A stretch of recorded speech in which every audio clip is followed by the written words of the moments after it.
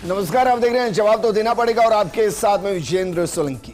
Monsoon जा रहा है, उम्मीद से कहीं ज्यादा निराश करने वाला है, लेकिन क्या मॉनसून का जाना भी एक नई बीमारी को शुरू कर चुका है?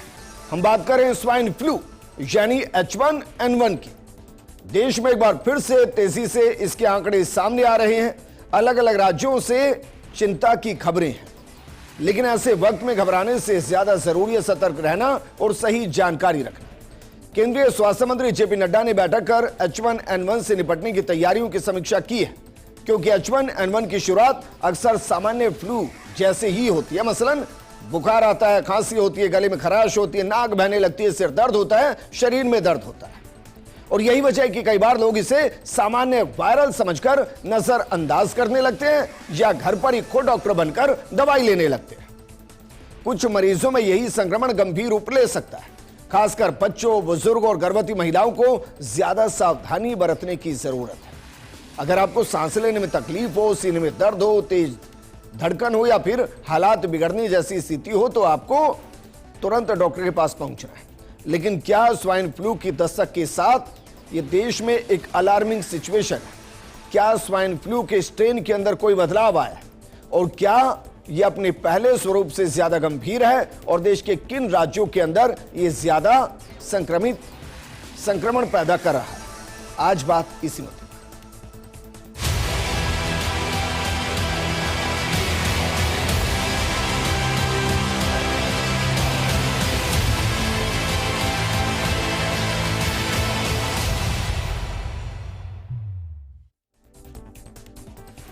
ये प्रोग्राम भी हम इसलिए कर रहे हैं क्योंकि आपको सावधान करना, सतर्क करना हमारी जिम्मेदारी है और आपको ये भी बताना कि अगर आपको बुखार है, सिर दर्द है, खांसी है, जुकाम है, तो उसमें ऐसा तो नहीं कि स्वाइन फ्लू की जद में आप आ चुके हैं। स्वाइन फ्लू कैसे फैलता है, कैसे आप इसे बच सकते हैं, स्वाइन फ्लू होने के बाद आप कैसे ट्रीटमेंट ले सकते हैं, इन तमाम सवालों के जवाब हम आप तक पहुंचाएंगे, क्योंकि हमारे साथ स्टूडियो में मौजूद हैं डॉक्टर लोकेंद्र शर्मा जी, प्रिंसिपल है GMC, डॉक्टर अनुराग तोमर पीडियाट्रिशियन हैं, कहिए कि बच्चों के डॉक्टर हैं, डॉक्टर सुधीर उपाध्याय जी हैं, जनरल फिजिशियन हैं।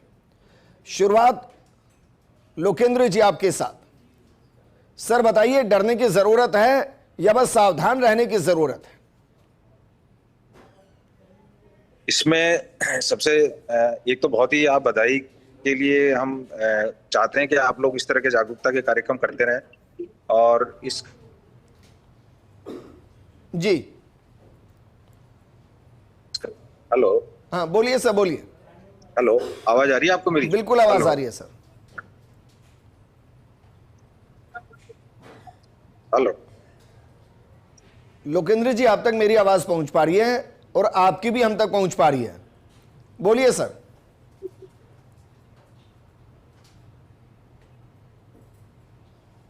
शायद हमारी आवाज उन तक नहीं पहुंच पा रही है, वापस ट्राई करेंगे। लेकिन अनुराग तोमर जी, जरा बच्चों को लेकर बताइए सर, क्योंकि दिल्ली के आंकड़े जिस तरीके से, बाकी राज्यों के आंकड़े जिस तरीके से हैं, काफी ज्यादा अचानक से स्वाइन फ्लू के केस बढ़े हैं।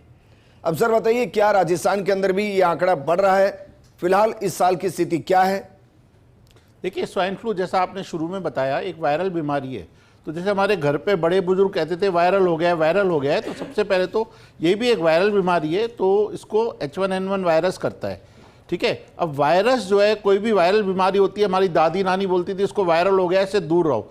तो सबसे पहले तो हमें किसी को खांसी, जुकाम, बुखार, गले में दर्द, इस तरीके के लक्षण हैं तो उससे थोड़ी दूरी बनानी चाहिए। जो बीमार है उसको मास्क लगा के रखना चाहिए। दूसरा, ये फैलता कैसे?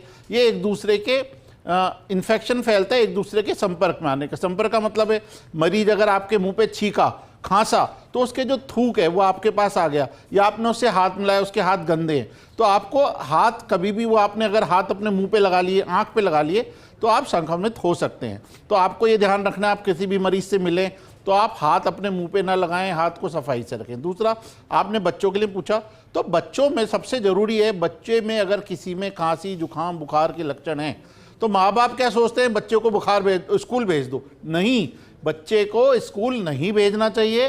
उसका कारण यह है कि बच्चा दूसरे बच्चों को भी संक्रमित करेगा। स्कूल के बच्चों में तो इतनी अकल है नहीं कि खांसी जुकाम वाला इससे दूर रहे। ठीक है, तो पहले तो ये ध्यान रखना है। दूसरा, ये कोई ऐसे डरने वाली बात है क्योंकि अभी सर प्रकोप जिस फैल रहा मौसम है। में हम ये प्रोग्राम कर रहे हैं उस मौसम में अमूमन 2-4 छींके तो हर व्यक्ति हर दिन मार देता है। देखिए, छींके मारने की बात आप बिल्कुल सही कह रहे हैं। एक अभी मैं भी अब प्रोग्राम करते करते छींक मारूं तो आप मुझे बाहर नहीं निकालेंगे, लेकिन वही मेरी आपको शक्ल से पता चल जाएगा। खांसी है, बुखार है, गले में दर्द है, एक आदमी बीमार शक्ल से ही दिख जाता है। छींक तो मैं किसी भी वजह से आ सकती है, ठीक बात है। वो अलग चीज है। दूसरा, आपने जैसे बताया, ये ज्यादा इसका जो प्रकोप है, बीमार तो कोई भी हो सकता है, लेकिन ज्यादा डेंजरस, ज्यादा सीरियस मामला उसमें होता है जो, जैसा आपने बताया, बुजुर्गों में, बच्चों में। उसके अलावा किसी को दमा है, अस्थमा, कोई स्टीरॉइड पे है, स्टीरॉइड पे भी है, वो भी ज़्यादा सेंसिटिव प्रोन होते हैं। इसकी वैसे वैक्सीन आती है, हर साल वैक्सीन लगानी पड़ती है क्योंकि हर साल वैक्सीन की स्ट्रेन बदल जाती है। वैक्सीन से मतलब नहीं है वैक्सीन लग गई हम निश्चिंत हो गए, कोई स्वाइन फ्लू का मरीज आ जा भी हम तेरे साथ कबड्डी के लिए, नहीं। वैक्सीन 60% प्रोटेक्शन देती है, पूरा 100% नहीं देती है। तो हमें, जैसे हमने कोरोना के लिए पूरा बचाव किया, सबसे आपके चैनल के माध्यम से मैं दर्शकों को यही बताना चाहूंगा, कोरोना की तरह कोरोना भी एक वायरस था, उसका नाम कोरोना था, इस वायरस का नाम H1N1 है। लेकिन सर हर साल हम जो वैक्सीन लगवाते हैं ऐसा थोड़ी ना है कि स्ट्रेन सेम ही रहता होगा। वापस मैं आपके पास आऊंगा। डॉक्टर सुधीर वैक्सीन उपाध्याय की जी हमारे स्ट्रेन साथ चेंज हैं, रहती है। जनरल फिजिशियन हैं। सुधीर उपाध्याय जी, एक अच्छा सवाल यहाँ से अनुराग जी ने रेज किया है, मैं उसी को आगे बढ़ा रहा हूँ आप तक। सर हर साल वैक्सीन लगाएंगे तो 2 सवाल है।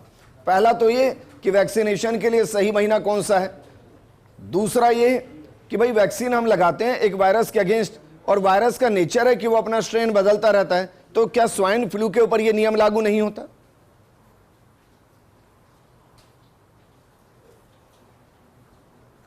जी हाँ, आपने बहुत अच्छा सवाल किया है। पहला सवाल का उत्तर ये है कि आपने कहा कि कब लगाएंगे जी।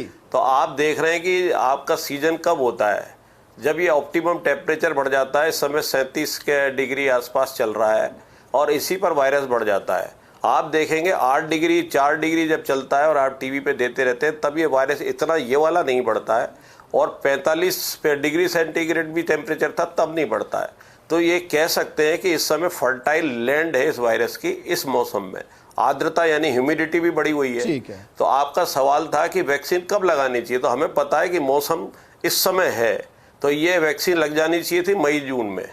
ठीक है। अगर ये उस समय लग जाती तो हमारे पास इम्यूनिटी अभी आ जाती। और जब भी अभी तोमर सर ने कहा जैसे कि इससे 60-70% है, तो जैसे आपने कोरोना में भी वैक्सीन लगाई, हमें कोरोना का अनुभव हो गया, तो जब हम किसी बड़े देश से भिड़ लें, युद्ध कर लें, तो छोटे नाम नहीं लूंगा, तो छोटे मोटे देश हमारे लिए ऐसा लगता है कि अब तो ये पिद्दी हैं, इनको जब चाहे निपटा सकते हैं। ठीक है। तो कोरोना हमने किस तकनीक से निपटाया, यानी कि डिस्टेंस रखी। जो भी बात आई कि आप 6 फीट वाली डिस्टेंस रखें, आप मुंह पे हाथ रख के खांसे कपड़ा लगाए, और मास्क का तो हमें इतना अनुभव हो चुका है कि आपके घर में एक व्यक्ति को अगर कोई सा भी जुकाम खांसी हो, आप तो ये बात कर रहे हैं, हम तो कह रहे हैं कोरोना भी आ जाए इस समय, तो हमें इतना अनुभव हो चुका है। तो स्वाइन फ्लू क्या है, स्वाइन फ्लू के पास हमारे पास हथियार भी है, वैक्सीन भी है, दवाई भी मिल रही है, सरकार में फ्री मिल रही है, बाजार में आसानी से उपलब्ध है, तो डरने की जरूरत नहीं है। अति जागरूकता डराव है का जो, लेकिन आप जो कह रहे हैं कि भाई इसका टीका लगना चाहिए, और टीका भी क्या फ्री लगता है, क्या सरकार मुहैया कराती है? नहीं सर, टीका फ्री इसलिए नहीं लगता है कि आप ये इतना फैलता नहीं है, और इतना डेंजरस इसलिए नहीं है कि दवाई उपलब्ध है। जब हमारे पास दवाई उपलब्ध है, हमारे पास साधन उपलब्ध है, और टीका से जैसे भी सर ने बताया कि 60% ही अगर इससे फायदा हो रहा है, और 100% फायदा इस बात से हो रहा है कि हम डिस्टेंस बना के रखें, मास्क लगा के रखें, पेशेंट को आइसोलेट कर दें, तो हम 100% जो फ्री में चीज और अवेयरनेस है रही है, तो महंगा करके और रिस्क में, और फिर एक और कॉन्फिडेंस आ जाएगा पब्लिक में, अति कॉन्फिडेंस आ जाएगा कि मेरे तो वैक्सीन लगी हुई है, मुझे क्या चिंता करनी। ठीक है। तो उसके कारण से भी, और महंगा भी पड़ता है, पर महंगे की चिंता नहीं है सरकार के अंदर, पैसा लगाया जा सकता है, लेकिन बुद्धिमानी नहीं है। बुद्धिमानी अवेयरनेस की है। अवेयरनेस मतलब कि हम जागरूक रहे। ठीक है, मतलब मैं ये कहूँ कि भाई टीका लगवाना बहुत ज्यादा जरूरी नहीं है। टीका लगवाने से ज्यादा जरूरी है कि आपके आसपास कोई जुकाम से संक्रमित है तो आप मास्क लगा लीजिए और उसे कुछ वक्त के लिए आइसोलेट कर दीजिए और उसको मेडिसिन दे दीजिए। टीका नहीं भी लगवाएंगे तो चल जाएगा। वापस मैं आपके पास आऊंगा। डॉक्टर लोकेंद्र शर्मा जी, सर राजस्थान के कुछ आंकड़े हैं कि स्वाइन फ्लू को लेकर राजस्थान का अभी तक क्या आंकड़ा है और सरकार इसके प्रोटेक्शन के लिए क्या कर रही है, या हमें घबराना ही नहीं है? नहीं, देखो, रेगुलर पेशेंट जो भी आ रहे हैं उनकी रेगुलर जांचें होती है, और पॉजिटिव केस अगर आते तो बचाव को रखें। और जैसा कि डॉक्टर सुधीर ने बताया कि बचाव इंपॉर्टेंट है, वैक्सीन लगाना संभव नहीं है इस समय, वैक्सीन का बेनिफिट इतना नहीं होगा जी। इस समय। बचाव ही करें, मास्क लगाएं, बच्चे जो इन्फेक्टेड है उनको स्कूल जाने से रोकें, उनको आइसोलेट करके रखें। बचाव से ही चीजें प्रॉपर ये फैलेगा नहीं ज्यादा। और रही बात ये आंकड़े, तो इस समय स्वाइन फ्लू के पॉजिटिव केसेस आ रहे हैं एनसीआर में, दिल्ली में आ रहे हैं, तो फिर यहाँ पे भी आने शुरू हो जाएंगे। लेकिन इतने सीरियस नहीं है, इतना डेथ और ये रिपोर्ट नहीं आ रही मीडिया के माध्यम से, हमें पता चल रहा है कितना ज्यादा सीरियसनेस दिख नहीं रही। लेकिन बचाव बहुत जरूरी है, सावधानी रखें, ये बहुत इंपॉर्टेंट है। और इसके लिए आप जागरूकता कर रहे हैं, ये भी एक बहुत अच्छी बात है कि आपके माध्यम से जागरूकता की जा रही है, ये बहुत जरूरी है।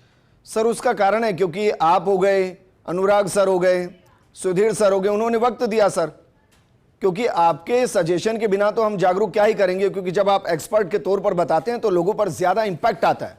क्या इसको हम सिर्फ एक वायरल फीवर के तौर पर मान लें सर, कि भाई घबराइए मत, बस डॉक्टर के पास सही टाइम पर चले जाइए और जांच करा लीजिए, बस इतना कर लीजिए? ये देखो, घबराने के लिए तो जरूरत ये है कि जो भी बच्चे हैं या इम्यूनो कॉम्प्रोमाइज्ड हैं, ओल्ड एज पेशेंट हैं, इन सब तरह जो इस तरह के जो पेशेंट हैं जो ऑलरेडी जिनके कार्डिक डिजीज है या रीनल प्रॉब्लम्स है, उन सब पेशेंट्स को उनकी मॉनिटरिंग होना जरूरी है। उनके लिए जितने भी बच्चे की वो एक बहुत जरूरी चीज है कि इस तरह अपन एक्टिविटी करें और उनका। ठीक है सर, ठीक है सर, वापस मैं आपके पास आऊंगा। शायद आप इस वक्त ट्रैवल करें इसलिए ऑडियो कट रहा है थोड़ा सा। अनुराग तोमर जी, सर सवाल ये भी है कि क्या वाकई में हम ये तो मान चुके हैं कि भाई आराम से स्वाइन फ्लू को हम एक वायरल की तरह देखें और ट्रीटमेंट टाइम से कराते रहें, लेकिन क्या वाकई में इस स्वाइन फ्लू के दौरान स्ट्रेन चेंज नहीं होते? क्या हर साल एक ही स्ट्रेन होता है क्या? देखिए, बहुत अच्छा सवाल है। मैंने जैसे बताया कि हर साल वैक्सीन लगवानी है, तो हर साल वैक्सीन जो हम लगा रहे हैं वो हर साल वैक्सीन की स्ट्रेन चेंज हो रही है अकॉर्डिंग टू द एनवायरनमेंट। नहीं तो हर साल जरूरत ही नहीं वैक्सीन की। हर साल जो वैक्सीन लग रही है वो हर साल वैक्सीन की स्ट्रेन एनवायरनमेंट के अनुसार चेंज हो रही है, पहली चीज़। दूसरा चीज़, मैं आपके चैनल के माध्यम से दर्शकों को ये भी बताना चाहूँगा, ये एक वायरल बीमारी है, ये एक वायरस से होती है। अब बहुत से मरीज क्या करते हैं, खांसी जुकाम हो रहा है, दुकान पे गए और एंटीबैक्टीरियल दवाई लिया है। बिल्कुल ठीक है। एंटीबैक्टीरियल दवाई बैक्टीरिया पर काम करती है, वायरस पर नहीं करती है। वायरस की दूसरी दवाइयाँ आती है। इसीलिए कृपया कृपया कृपया नीम हकीम से बचें। दुकान पे जाने से पहले कम से कम किसी एमबीबीएस डॉक्टर या चिकित्सक या स्पेशलिस्ट को दिखाएं, जिससे वो इस वायरस की एंटीवायरल दवाई अलग होती है। दुकान पे जाएंगे वो एंटीबायोटिक दे देगा, उससे सही नहीं सर दुकान पे तो नहीं, मेडिकल स्टोर पर जाएंगे। और मैं सिर्फ ये कह रहा हूँ कि क्या मेडिकल स्टोर के लिए एडवाइजरी है कि भाई बिना रिटर्न के आप इस तरीके की मेडिसिन नहीं देंगे? क्योंकि मैं तो अमूमन मैं भी जाऊंगा तो मैं भी लेके आ जाऊंगा सर, बहुत आराम से लेके आ जाऊंगा। मेडिकल स्टोर के लिए तो पूरी गाइडलाइंस है। अभी हमारी पीडियाट्रिक एसोसिएशन ने तो सिरप की भी गाइडलाइंस बनवा दी है, लेकिन अब वो कितना फॉलो करते हैं, उनको भी लगता है सामने वाला मरीज बीमार है, दवाई दे दो। कहीं ना कहीं कुछ ऐसा है। बाकी बहुत सारी मेडिसिन है जो मेडिकल वाले कायदे से दे नहीं सकते, लेकिन उनको सामने मरीज की शायद मजबूरी दिखती होगी, वो बीमार है, बुखार है, तो मजबूरी वश वो दे देते होंगे शायद। ठीक है डॉक्टर सुधीर उपाध्याय जी, सर एक और बताइए, अगर मानिए किसी को स्वाइन फ्लू हो गया है तो उसके बॉडी के अंदर जो सिम्टम्स है, सामान्य सिम्टम्स तो बता रहे हैं, लेकिन इस सामान्य सिम्टम्स से खतरनाक स्थिति में तो नहीं जाएगा, गंभीर स्थिति में नहीं जाएगा, तो फिर उसको कार्डिक इश्यू होता है या रेस्पिरेटरी ट्रैक को ये सीधा हिट करता है?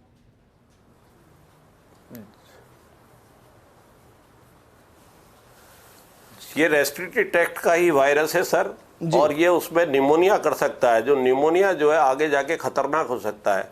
तो हम अगर पहले उसको जैसे कोरोना को शुरू में पकड़ लेते थे गले के अंदर, जुकाम के अंदर, और एक सिंपल टेस्ट है, राजस्थान सरकार में हर जगह उपलब्ध है और फ्री हो रहा है, जो इसको स्वैब लिया जाता है, थ्रोट से लिया जाता है और उसकी तुरंत रिपोर्ट आ जाती है। और उसके लिए दवाई भी, जो ऑस्मेल्टावीर इसकी दवाई जो आती है एंटीवायरल, जो भी तोमर सर ने कहा, लोकेंद्र जी ने बात करी दवाई की, तो एंटीवायरल दवाई सरकार के यहाँ प्रचुर मात्रा में फ्री में उपलब्ध है। ठीक तो है। वो दी जा सकती है, बाजार के अंदर भी उपलब्ध है। और उसको प्रोफाइलिक्स जहां भी कई बार रिपोर्ट नहीं कर पा रहे हम, लेकिन डाउट हो तो क्लिनिकल एक्सपीरियंस से सस्पिशन पर देने में कोई बुराई नहीं है। ठीक। लेकिन मरीज डायरेक्ट न ले, डॉक्टर की सलाह पे ले। अभी एमबीबीएस की बात आई तो एमबीबीएस अपने बहुत उपलब्ध है, हर जिले में मेडिकल कॉलेज उपलब्ध है। तो आप सलाह के हिसाब से दवाई लें। और कोटा के हिसाब से मैं कहना चाह रहा हूं, कोचिंग इतनी जरूरी नहीं है, या कोचिंग नगरी है, लेकिन स्वाइन फ्लू से बचाव जरूरी है। एसी का इस्तेमाल बड़े सावधानी पूर्वक करें, कूलर का इस्तेमाल सावधानी पूर्वक करें। और ये मान के चले, एक लाइन में उत्तर दे रहा हूं कि हर जुकाम का मरीज स्वाइन फ्लू हो सकता है। इस आधार पे हम बचाव एक मरीज का घर में है, 5-6 मेंबर में, या स्कूल के अंदर, कॉलेज में, स्टाफ में, किसी भी फैक्ट्री के अंदर हम ये बचाव में रहे कि इसको जुकाम खांसी हो गया, उसे रेस्ट दे दो। ठीक है सर, या एक तो और उसे सवाल रेस्ट दे मेरा दो, आपसे, उसको क्योंकि मास्क हम पहना जिस दो, या मौसम आप के अंदर, जिस वेदर में प्रोग्राम कर रहे हैं, उसके दौरान और उसके कुछ वक्त के बाद जैसे जैसे अब सनरेज शुरू होंगी और पानी जो अलग अलग जगहों पर भरा हुआ है, उससे डेंगू और मलेरिया के केसेस भी बढ़ते हैं सर। तो लगे हाथ ये भी बता दीजिए सर कि इससे बचने के लिए सरकार और खासकर आपके इलाके में क्या किया जा रहा है? क्योंकि मैं पहले तो फॉगिंग देखता था, अब मुझे दिखाई नहीं दे रही है, या शायद हो सकता है अभी सही वक्त नहीं है।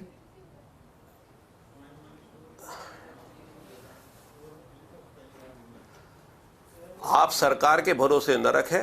आप केवल 5 ml भी पानी 5 दिन से ज्यादा इकट्ठा नहीं होने दें। आपके छत पे जाके देख ले कि आपके कोई चीज ऐसी, टूटा बर्तन नहीं पड़ा है, कोई आपका कोई गमला नहीं पड़ा हुआ है जिसके अंदर 5 ml भी पानी भरा होगा। फ्रिज के अंदर भी, आजकल तो नए फ्रिजों में नहीं है, लेकिन पुराने फ्रिज में आपके कि मकान का काम चल रहा हो, पानी भरा पीने के लिए, जो बर्तन के लिए रखा है, और आपने आपके चैनल के माध्यम से आपने परिंदों के लिए लगवाए थे, बिल्कुल लगवाए थे, बिल्कुल। तो आप उनको अब उल्टा कर दें या निकाल के रख ले, अगले साल काम आएंगे, उनमें पानी भरा हुआ है। तो उसका बचाव क्या है कि पानी एक्यूमुलेट नहीं होना चाहिए। उसमें जो छोटे से कीड़े दिखते हैं वो कीड़े नहीं होते, वो लार्वा होते हैं मच्छर के, और वो मलेरिया भी हो सकता है, डेंगू का भी हो सकता है। तो वहां भी बचाव ही करना है, बचाव बहुत जरूरी है। और 3 स्टेज पे करा जा सकता है कि पहले तो पानी नहीं होने दें, मच्छर आ गया तो उसमें आप उसमें तेल डाल दें, डेवलप नहीं हो पाएगा आगे। या गेमूज या मछली आती है, वो तो खैर दूर की बात है।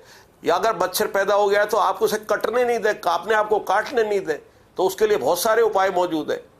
तो आपका बचाव ही उपचार है। अगर वो शहर, वो देश बहुत बढ़िया है जहां बचाव पे ज्यादा जोर दिया जाता है, जहां दवाई बेचने पे ज्यादा जोर दिया जाए, वो देश बहुत खराब है। इसीलिए तो कहते हैं sir, precaution is better than disease. लेकिन हमारे साथ उल्टा है सर, हम डिजीज पर फोकस करते हैं, उसके बाद मेडिसिन पर फोकस करते हैं, प्रिकॉशन की तरफ ध्यान ही नहीं होता है। और भी दिक्कत है सर, हम हर चीज के लिए सरकार की तरफ देखते हैं कि हमारे घर के अंदर छत के ऊपर जो पानी भरा है उसके अंदर भी आकर फॉगिंग सरकार करके जाए। ये एक बड़ी समस्या है सर, लेकिन मैं मान रहा हूं कि धीरे धीरे चेंजेस आ रहे हैं। कोरोना के बाद तो काफी चेंजेस आए हैं सर। वापस मैं आपके पास आऊंगा। लोकेंद्र शर्मा जी, सर क्या हम मानकर चलें कि अब डेंगू और मलेरिया के केस भी बढ़ सकते हैं? हाँ, ये आपका कहना बिल्कुल सही है। इस समय बारिश हुई है, जगह जगह पानी भराव है, स्थिति है भराव की, इसलिए मलेरिया और डेंगू के केस ही बढ़ते हैं। और ये स्वाइन फ्लू, मलेरिया, डेंगू सब मिक्स पिक्चर आ सकती है। इसलिए जरूरी है कि इसके लिए बचाव के प्रयास किए जाए। और सरकार जो है साल भर ही इस तरह के प्रयास करती है और उसकी तैयारी करती है। तो उसके लिए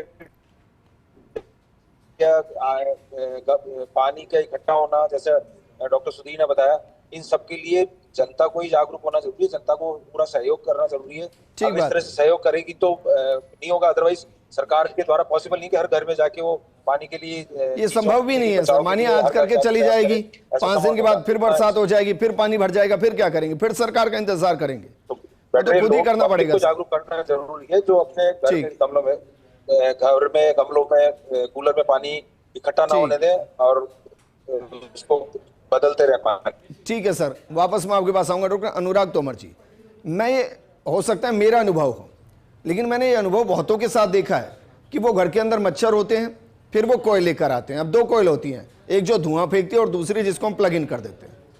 मैंने खुद भी देखा है कि मच्छर उसके इर्द गिर्द भी भिनभिना रहे होते हैं। अब मुझे समझ नहीं आता कि क्या मच्छरों का इम्यून सिस्टम उस कोयल से ज्यादा स्ट्रांग हो गया है, या जो कोयल हमारे पास आ रही हैं वो उस लेवल पर है ही नहीं कि वो मच्छरों को मार सके। देखिए, आपका सवाल बहुत सही है और ये पहले वाला आपका जवाब ज़्यादा सही है कि मच्छरों का इम्यून सिस्टम स्ट्रांग हो गया है।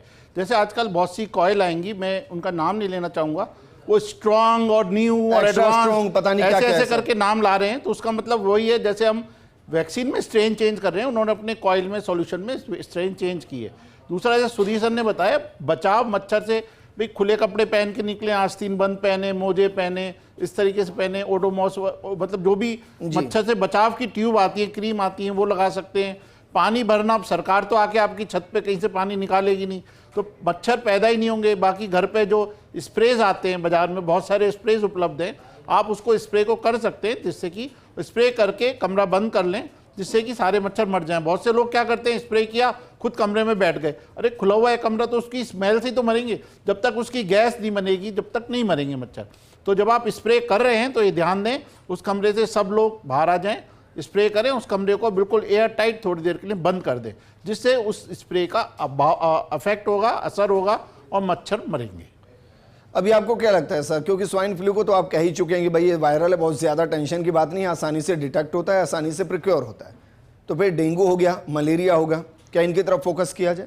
देखिए, स्वाइन फ्लू भी मैंने ये नहीं कहा चिंता की बात, चिंता की बात है। अगर हम चिंता नहीं करेंगे तो सब लोग आराम से घूमेंगे, जिसको खांसी जुकाम है वो एक दूसरे को करेगा। चिंता की बात है, इसीलिए हम आपके न्यूज़ चैनल पे आज खड़े हैं, बैठे हैं। तो चिंता तो है, लेकिन ये फैले उससे पहले हम इसका बचाव कर लें तो चिंता की बात खत्म हो जाती है। प्रिवेंशन अगर हम करेंगे, अगर हमें खांसी जुकाम में मास्क लगाएंगे, वही चीज़ जो मैंने आपको पहले बताई, किसी से आप मिले हैं उससे दूर रहें, हाथ धोएं, नाक मुंह पे हाथ ना लगाएं। तो चिंता इसलिए है कि हम उससे बचाव करें, और हम बचाव कर जाएंगे तो वाकई कोई चिंता का विषय नहीं है। रही बात डेंगू मलेरिया की, यस, अब सीज़न है, बारिश आ रही है, बारिश का भी सीज़न है, और सुधीर सर ने कहा हम घर पे केवल बारिश में ही नहीं पानी भरते, हम कभी कंस्ट्रक्शन चल रहा है, अभी आप छत पे चले जाएं, पानी भरा हुआ है, तो उन पानी को भरने ना दें, जिससे कि मच्छर ना हो। डेंगू मलेरिया भी अपने आप में सीरियस होते हैं, लेकिन आजकल उतने सीरियस देखने को नहीं मिलते हैं। मलेरिया से दिमागी बुखार हो जाता है, डेंगू से डेंगू चौक सिंड्रोम हो जाता है। तो इसका जब अति होती है तो ये अपने आप में डेंगू और मलेरिया भी बहुत सीरियस हो जाते हैं। तो इसलिए उस सीरियसनेस तक ना जाने दें, इसका बचाव करें, मच्छरों से बचें, और ये अपने आप में क्योंकि बीमारी है, कोई भी बीमारी को आसान नहीं लेना। ठीक है डॉक्टर सुधीर उपाध्याय जी, एक और सवाल सर मेरा, मानकर चलिए किसी को खांसी जुकाम है, तो कितने दिन तक उसको इस बात का एहसास नहीं होगा कि वो स्वाइन फ्लू की गंभीर स्थिति तक पहुंच चुका है?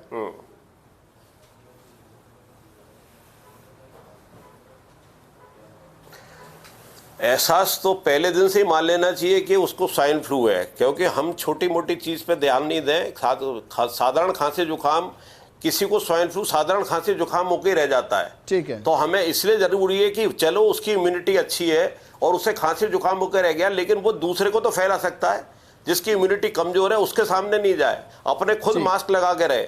आपने एक चिंता की बात करी सर, चिंता हमें इस बात की नहीं है कि स्वाइन फ्लू कितना गंभीर है, चिंता इस बात की नहीं है कि डेंगू कितना गंभीर है। और एक और चीज छूट रही है कि खाद्य पदार्थ हमारे जो खुले में हम खा रहे हैं इस मौसम में पेट खराब होने के लिए, वो कितने खराब है। चिंता इस बात की कि पहला हम जागरूक नहीं है, आपने हमें बिठा दिया, आपने कर दिया, जागरूक भी कर दिया, और जागरूक के बाद भी हम जागरूक नहीं है, ये सबसे बड़ी लापरवाही है। बिल्कुल। तो हम अगर लापरवाह होंगे तो स्वाइन फ्लू भी लापरवाह हो जाएगा हमारे प्रति, और हम अगर परवाह करेंगे तो स्वाइन फ्लू भी हमारी ये परवाह करेगा कि हम तक पहुंच नहीं पाएगा। और एक भी मच्छर अगर आपके आसपास घूम रहा है तो ये मान के चलें, अगर ये मुझे काट लेगा तो ये डेंगू का मच्छर है। आप उससे कैसे बचाव कर सकते हैं, उसके कई साधन हैं जो अपन ने चैनल पे बात कर ली है, लेकिन पुराना साधन, सबसे बढ़िया साधन हम मुझे नजर आ रहा है कि चाहे कितनी उसकी इम्यूनिटी हो जाए, वो मच्छरदानी तो क्रॉस नहीं कर पाएगा।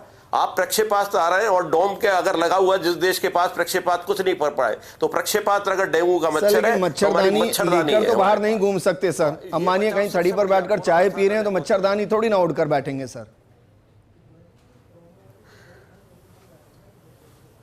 तो उसके लिए जागरूकता है सर, मोजे पहन के रहिए, आप पूरी बाहों का शर्ट पहनिए सर, पूरा का पूरा ऊपर तक रखिए, और वहां पर देख ली कि आप थड़ी पर बैठे हैं तो वो मच्छर हो सकता है, तो मच्छर हो सकता है तो चाय के प्याले से ज्यादा मच्छर की गुनगुनाहट पर ध्यान रखिए। मच्छर गुनगुनाएगा जरूर, उसकी खूबी है, और गुनगुना रहा है तो आपके पास भी हाथ है, चाय का प्याला भले ही छूट जाए लेकिन वो मच्छर मर जाना चाहिए। बहुत शुक्रिया सर हमारे साथ जुड़ने के लिए, बहुत शुक्रिया सुधीर जी। अनुराग जी आपका भी शुक्रिया, और लोकेंद्र जी आपका भी शुक्रिया चर्चा में शामिल होने के लिए। देखिए 2 गज की दूरी, मास्क है जरूरी, ये तो आपको एक बार फिर अपना ही लेना चाहिए। और जो हमने वापस नमस्कार से जो हैंडशेक के कल्चर की तरफ आए हैं उसको भी अवॉइड कर दीजिए, क्योंकि बीमार हम होंगे, इसलिए बचाव भी हमें ही करना है। अब बचाव कर लेंगे, बीमार नहीं होंगे, फिर चाहे वो डेंगू हो, मलेरिया हो या स्वाइन फ्लू हो, कोई आपको टच नहीं कर पाएगा और आपको अपने साथ अपने परिवार की भी सुरक्षा करनी है। इस प्रोग्राम में फिलहाल इतना ही। नमस्कार।